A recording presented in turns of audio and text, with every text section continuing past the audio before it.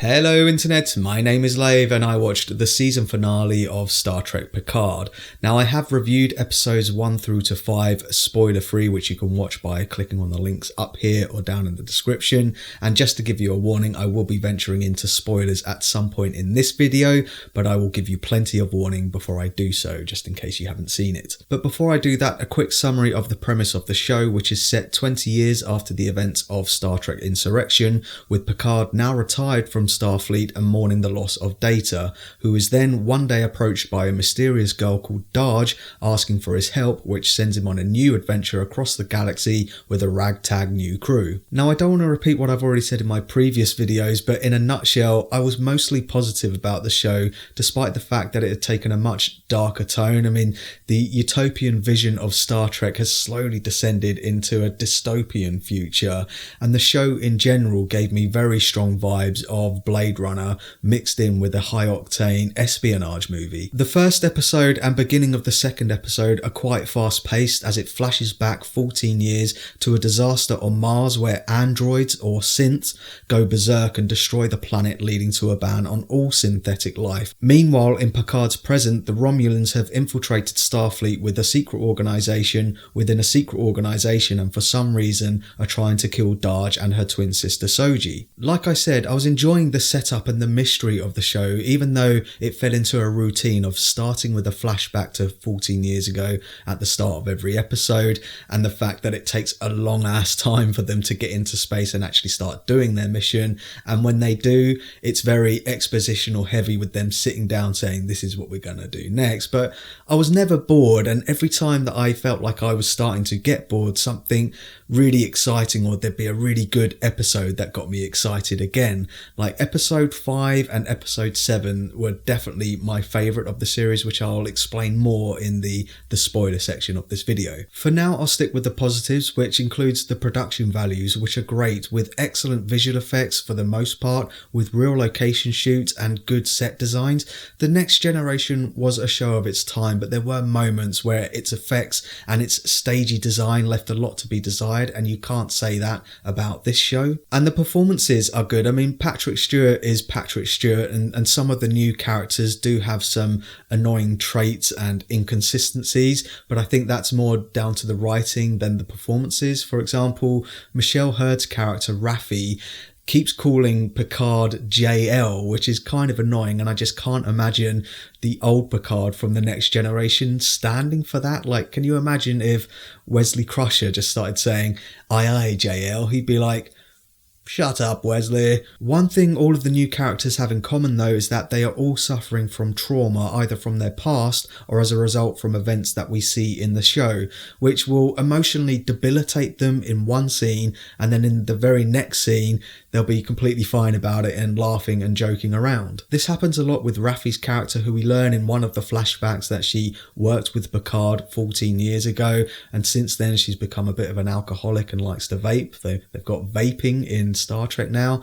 But also with Dr. Jurati, Alison Pill's character, who does go through quite a traumatic event in the show and even admits that she's suicidal at one point, but then in the next scene she's fine and joking around and dropping one-liners and pointing out plot details. Rios stays pretty consistent throughout the show. He's the captain and pilot of the new ship, and it turns out that he's a former Starfleet officer himself who lost his previous captain in a violent way, which we do find out about early on in the show. But then in episode 8, Raffi tries to dig a little bit deeper and find out how he lost his previous captain by talking to holographic projections of himself, which he's encoded into his new ship, which have got parts of his personality, and it all just seemed kind of unnecessary because she could have just gone up and asked the actual captain. It just felt like filler, and it was like the show saying, hey, our new actor Santiago Cabrera, I think his name is, can do a lot of accents, which he can, but that just felt like a pointless bit in episode 8. It also became apparent the more the season went on that Evagora's character Elnor, this samurai Romulan nun who becomes a bodyguard for Picard, was kind of a pointless character too. He has a surrogate father type relationship with Picard, who also has a surrogate father relationship with Soji in the show. So thinking about it, they really could have written out the character of Elnor and beefed up Hugh's character a bit more, the Borg that they rescued in one of the episodes of the Next Generation. I think that would have worked much better and given Hugh some more screen time. But despite these gripes, I was still enjoying the show and looking forward to the final 2 episodes, which promised an epic climax to all of these story arcs, and to be honest, I felt like it was a real letdown. The last 2 episodes especially felt completely rushed when compared to the middle of the season, where things slowed down to set everything up. It's also full of cliches like blue beams shooting up into the sky and opening up portals. Like, how many times have we seen that? It's also got some ridiculous Deus Ex Machinas with this thing which can literally fix plot details by using the power of the characters' imaginations.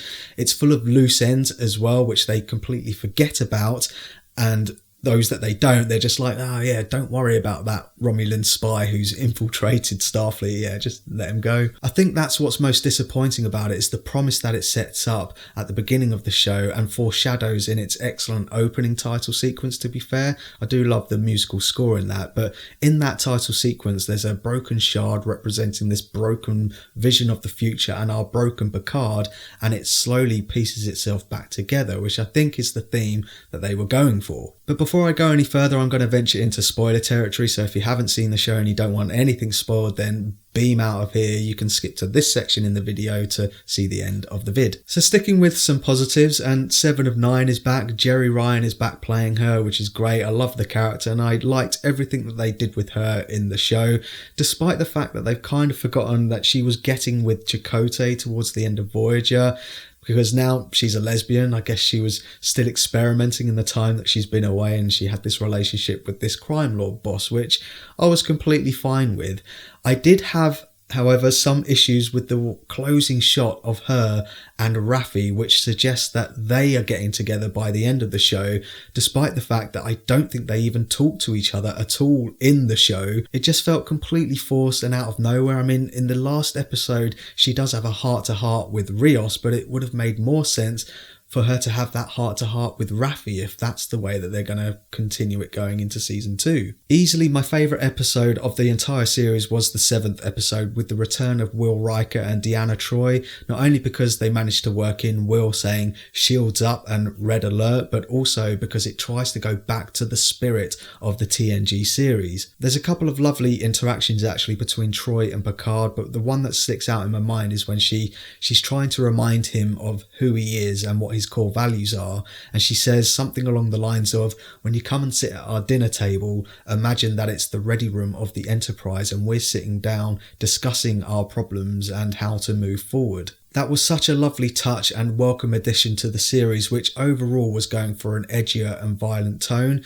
which would have been justified had they really landed and nailed the end theme of him piecing himself together, remembering his values of peace and compassion, and showing Starfleet the way back to the way they were. Now, some might argue that's exactly what they did, with Picard sacrificing himself before the Romulans and Starfleet have a big battle, which turned out to be a complete anti-climax in my opinion, but I just think overall the ending, they executed it poorly. I did however like the sense of closure that comes from Picard's final talk with Data in that massively complex quantum simulation. That's a massively complex quantum simulation. All joking aside, there was a satisfying sense of finality for me to Data's last scene with Picard and his legacy and his quest for humanity.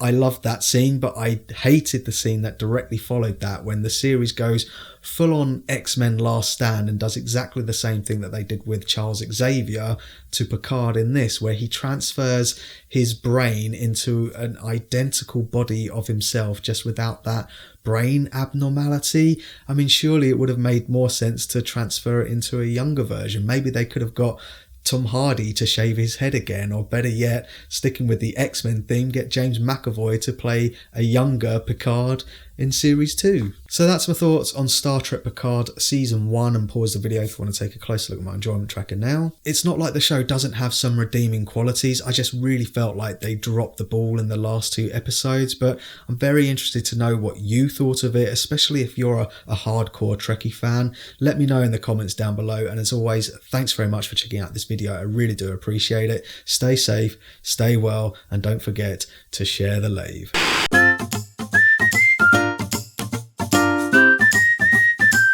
Subscribe.